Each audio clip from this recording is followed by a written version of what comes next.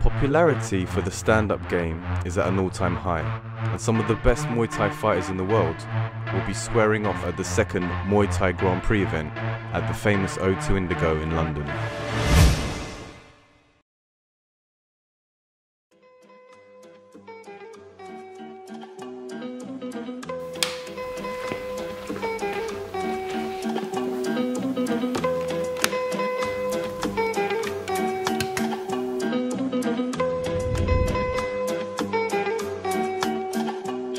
I'm Gui of Renaissance podcast, and today I'm going to be speaking with founders of the Muay Thai Grand Prix, Phil Tieu and Kieran Keddle, and we'll be podcasting with Scott Kent, the founder of Lionfight Promotions, and we'll also be finding more about the collaboration between these two promotions.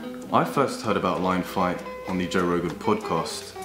He's spoken out quite strongly about his preference of Muay Thai. You know, Joe Rogan has been to our fights. He's very well versed in all fighting styles.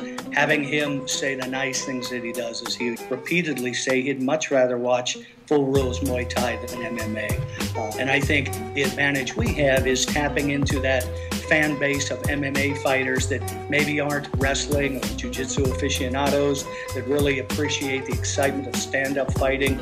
And I think that's what we've tried to bridge in with Lionfight into the mainstream MMA fan base.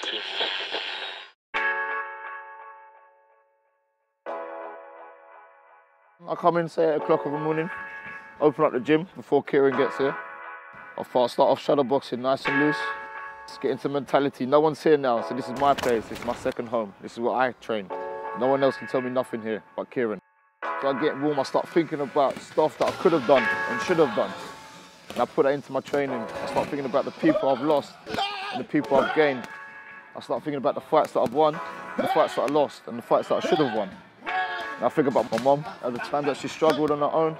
I put it all into my training, man.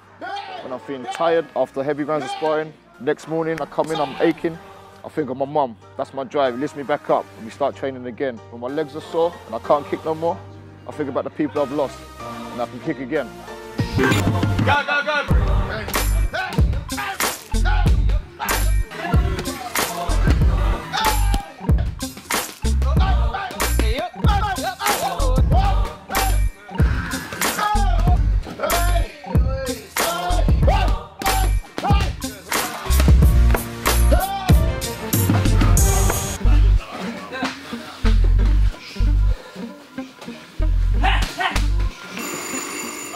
Part of my life now, man. Every day, day in, day out.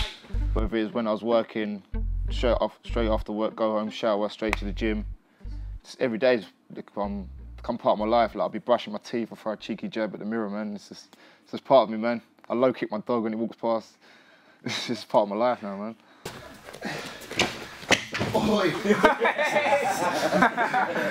I told you it's slippery. Jesus. No one believes me.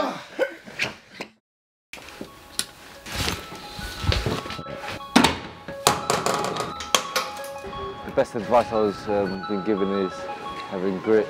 A lot of times during the week where you have to go in the gym and there's a lot of things you don't want to do, like going on a running machine, doing strength and conditioning, doing your bag work, but you just need to bite your teeth and just go ahead with it. I mean, there's a lot of days I go in, I find it, I'm tired, I don't want to be at the gym 24/7, but it just has to be done, and that's where the grit, comes involved. You can be naturally talented, but if you don't have the grit, if you don't want to put the hard work in, it's just going to get you through your amateur career, that's it, but it won't take you any further. My top goal is just to be a really good fighter, a technical fighter, winning belts and winning trophies. It's not that important for me. I think it's more the performance and the crowd that enjoy watching you fight.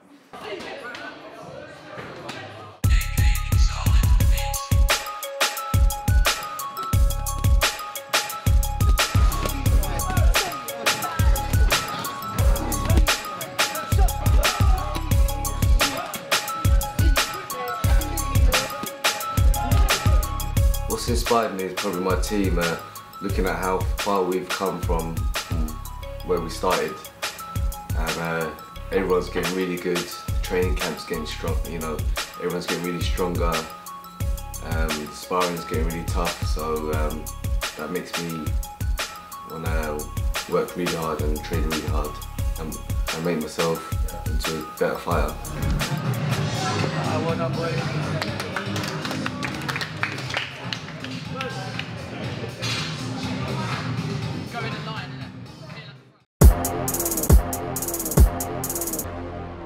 You gotta think you wanna be the best. Nobody become great sitting down in his house watching or playing computer. You gotta sacrifice. So that's what motivates me, make me go and train hard. I think fighting sport is a mind game. If you let yourself break before the fight, forget it. But if you got yourself confident, not overconfident, but confident, you can be as good as him, yes. If you lose, you're not losing nothing. You know, if I lose, I don't lose nothing. I never lose nothing. I always bring a good experience out of my loss. They make me even better than I was.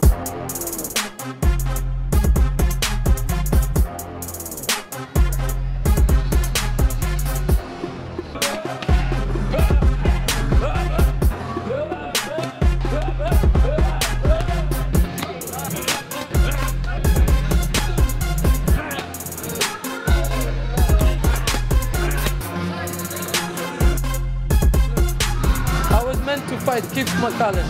They don't want to fight, so I don't know what the problem is. Nothing else I can say about the man. He got his reasons not to fight. I can't force it. I'm training for anybody. I don't know my opponent's name. I don't want to know. I don't care.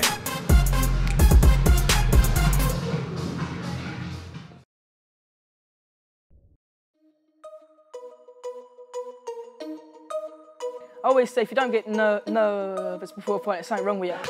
Always get nervous. But it's an exciting nervous. It's like, I'm not scared of getting hurt. It's scared of not performing, not doing as good as you know you can. But you always got to keep a strong head, go out there and do all you can. As long as you do everything you can, you put the training, you put everything you can in training, you go out to the ring, put everything you can in the ring, you can't moan.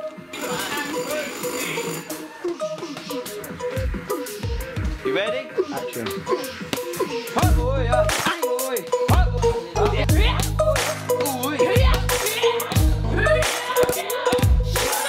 On 10, go.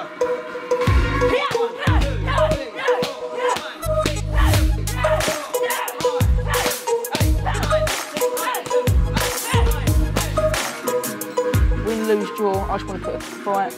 And the way I've been training at the minute, and the way I've been feeling good, I'm going to go out there and I can't see myself losing this fight.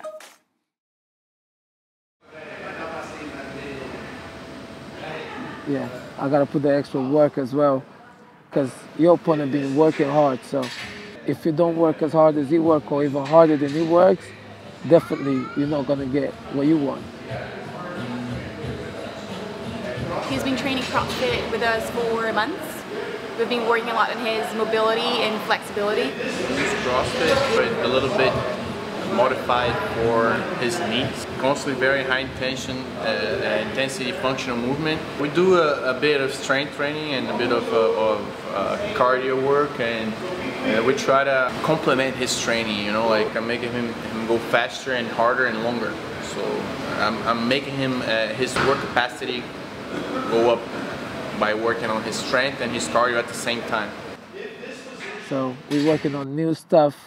Now I'm fighting new fights and new style. So that's what my preparation is. Doing the workout, getting in shape for the fight. It's on the 2nd of November. You guys just what? You guys just see how we train over here, yeah? Don't forget to check my CrossFit. Check on Facebook. We all human beings. What he learn, I can learn the same. He's not made of metal.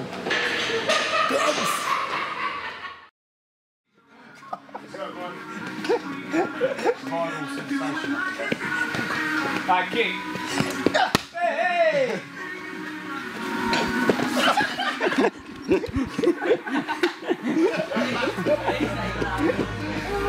Did you get that? Yeah, got that. Oh, shit.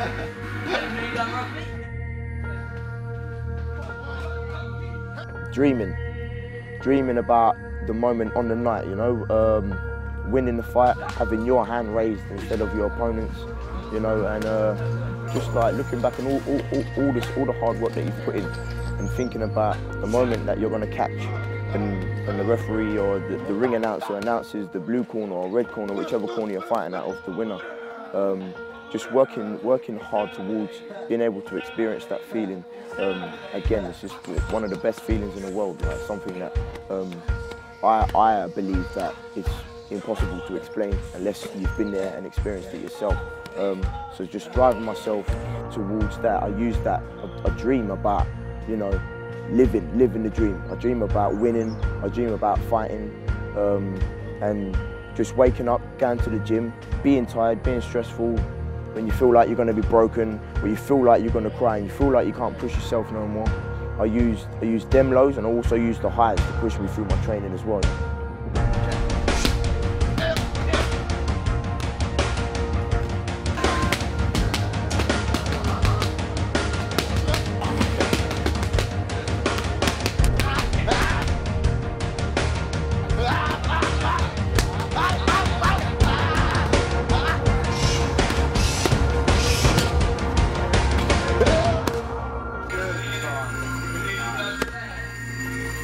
When they're actually in that ring fighting, I feel like I'm there with them. The adrenaline rush, and you know, I've been known to jump out of my chair and charge at the ring, and I'm screaming and shouting and encouraging as much as I can.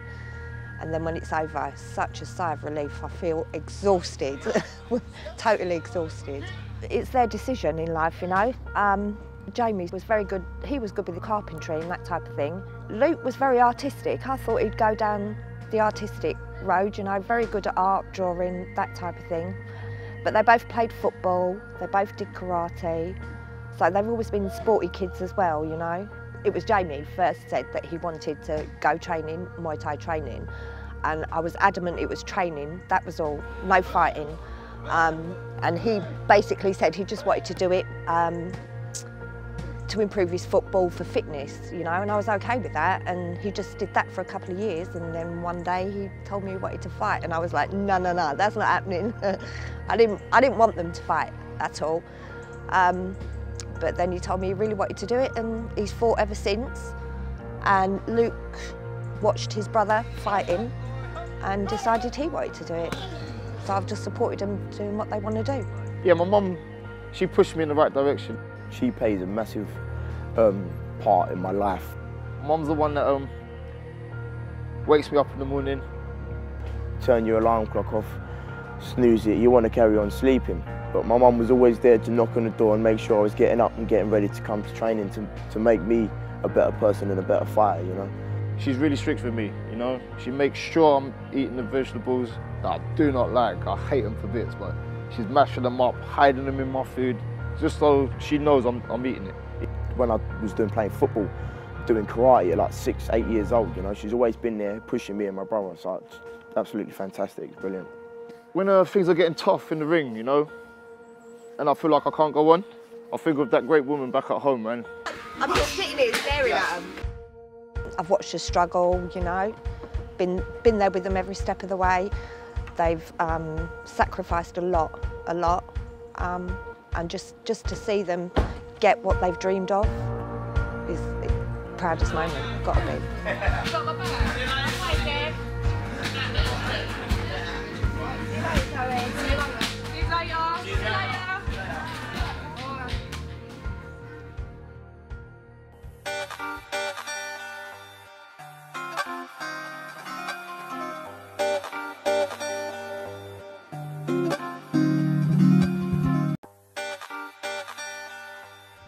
My dad, because he used to do judo when he was younger, so he wanted me to do some sort of martial arts, so he found a Thai boxing club in Benfleet in Essex. So I went there for a few classes, and I originally done karate, then moved on to kickboxing. Still weren't my sort of sport, so we found Thai boxing and went to a class, loved it. Since then, I didn't stop. My dad, yeah, he's since first when I was 8, first went down the gym, always, every day, driving me, wherever I need to go, whatever equipment I need, he gets me it. My dad's always there, every fight, he hasn't missed one fight. He's the man, he's the man. I've just started an apprenticeship. My trainer, Kieran, dropped me a text saying, I've got an apprenticeship for you, doing full-time, teaching at the gym. So this is what I want to do. I was going to go college anyway and do sports, but being able to train full-time and teach full-time is what I want to do. It's perfect for me. And my best friends are here, so my social life is here. So it's my second family here. So this is the only place I'd like to be.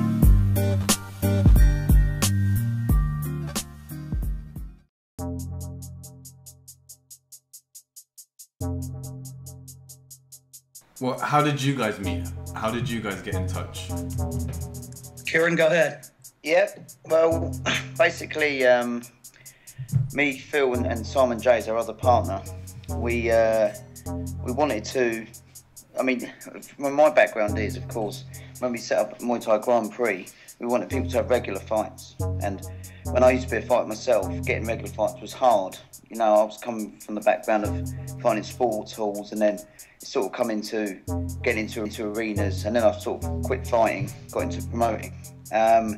So when me, Phil and Simon joined forces, we wanted to have a cooperation with a big show and, you know, have Muay Thai Grand Prix as, you know, the premier show in London. And then, you know, have another promotion like Lionfight, where we can have fighters that qualify on our shows and go over to Vegas or go to California or go to America. So Phil sort of met Scott first, mentioned it to him, and then I met Scott and sort of, you know, handshook, the golden handshake, as many people call it, and the cooperation between us two was, you know, it's just got massive ever since, you know.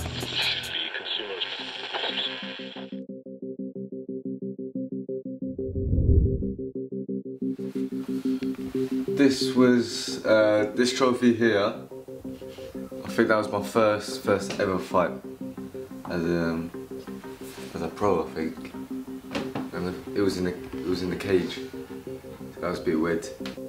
Yeah, my favourite one is probably this one, the European ISK belt, because it's a good belt to have. It looks the best, and it's from this French guy I fought in France. Apparently he was like really experienced. He had like 86 fights apparently, but I beat him anyway. This one up here, of course, is the MTGP one, the Grand Prix, Muay Thai Grand Prix. That's quite recent. Getting into the ring, it feels like a dream. And even when you're there, you just have to sort of wake yourself up and tell you this is actually happening, and it's all like a blur. I think once the bell rings and, you know, the action gets going, then yeah, I'm calm and I can think 100%. But everything before that, the waiting around, is the hardest bit. But I just thought, no way this guy's gonna beat me though. I just thought, no way, like, I was fighting more for the crowd to enjoy it. So what have you learned from this? I'll tell you what you learn. You break legs, you break arms, more, you break everything. That's it. When you get a lot of people supporting you, the motivation is, it helps 100%, big time.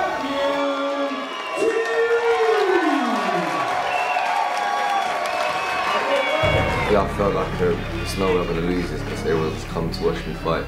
So I thought, I just think to myself, I can't lose this fight, no matter what. Alright, this is what I train for. This is why I fight, just to get my arm raised at the end, man. I can't actually tell you what it feels like, but it's the buzz I'm chasing, man. But yeah, I'm calm, man, until it's game time. As soon as I hear my name, and it's time to unleash the chains, bro. Obviously, for the fans, people watching, it's going to be fast, electric. I want to entertain, I want to perform. I want to put up a good performance. I don't want it to be too easy, too hard, I just want to have a nice, good fight. I'm really looking forward to it, and I know that they will have a really good night.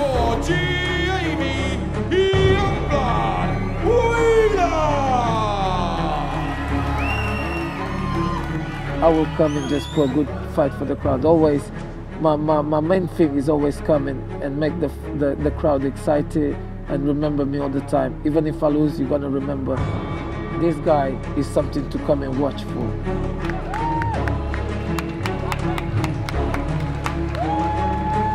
It's always great to have everyone down. It's local O2, man. I'm gonna fill it out, boy. You're gonna hear his wheeling, man. It's my time.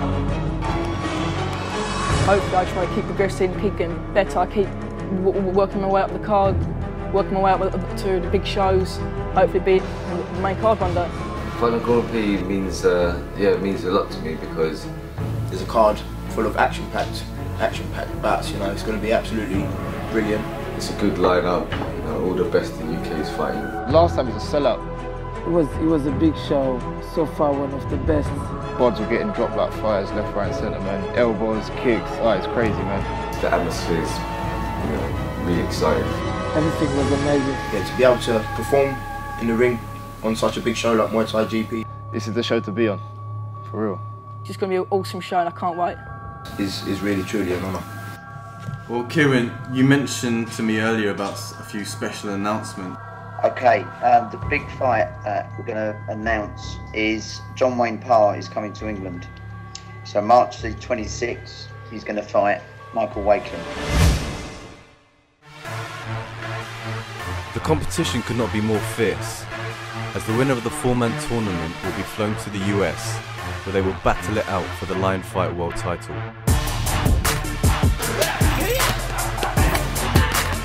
Right.